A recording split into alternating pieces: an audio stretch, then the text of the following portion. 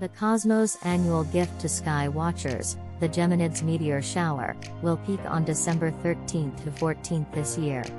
During peak activity and perfect weather conditions, which are rare, the Geminids produce approximately 100 to 150 meteors per hour for viewing.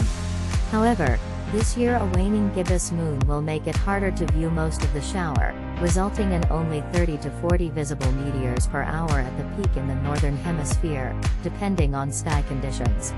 But the Geminids are so bright that this should still be a good show.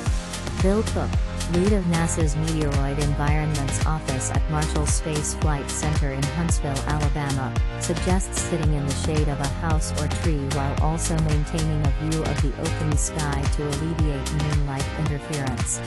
The meteor shower is coined the Geminids because the meteors appear to radiate from the constellation Gemini.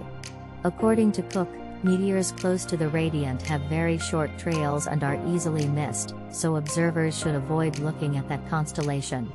However, tracing a meteor backwards to the constellation Gemini can determine if you caught a Geminid. Other weaker showers occur at the same time.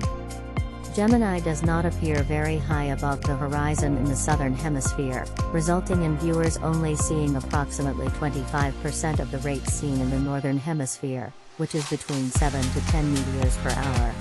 Sky watchers from the southern hemisphere are encouraged to find areas with minimal light pollution and look to the northern sky to improve their viewing opportunities. The Geminids start around 9 or 10 p.m. CST on December 13th, making it a great viewing opportunity for any viewers who cannot be awake during later hours of the night. The shower will peak at 6 a.m. CST on December 14th, but the best rates will be seen earlier around 2 a.m. local time. You can still view Geminids just before or after this date, but the last opportunity is on December 17th, when a dedicated observer could possibly spot one or two on that night. For prime viewing, find an area away from city and streetlights, bundle up for winter weather conditions, bring a blanket or sleeping bag for extra comfort, lie flat on your back with your feet facing south, and look up. Practice patience because it will take approximately 30 minutes for your eyes to fully adjust and see the meteors. Refrain from looking at your cell phone or other bright objects to keep your eyes adjusted. The show will last for most of the night, so you have multiple opportunities to spot the brilliant streaks of light across our sky. So where does this magnificent shower come from?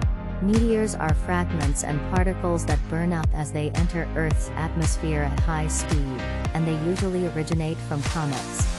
The Geminid shower originates from the debris of 3,200 Phaethon, an asteroid first discovered on October 11, 1983, using the infrared astronomical satellite. Phaethon orbits the Sun every 1.4 years, and every year Earth passes through its trail of debris, resulting in the Geminid shower. Phaethon is the first asteroid to be associated with a meteor shower, but astronomers debate its exact classification and origins. Phaethon lacks an icy shell, the staple characteristic of a comet, but some consider it a dead comet, suggesting it once had an icy shell that melted away. Other astronomers call it a rock comet because Phaethon passes very close to the Sun during its orbit, which theoretically results in heating and cracking that creates debris and dust. The bottom line is Phaethon's exact origins are still a mystery, but we do know it's the Geminid's parent body. Geminids travel 78,000 miles per hour, over 40 times faster than a speeding bullet, but it is highly unlikely that meteors will reach the ground. Most Geminids burn up at altitudes between 45 to 55 miles.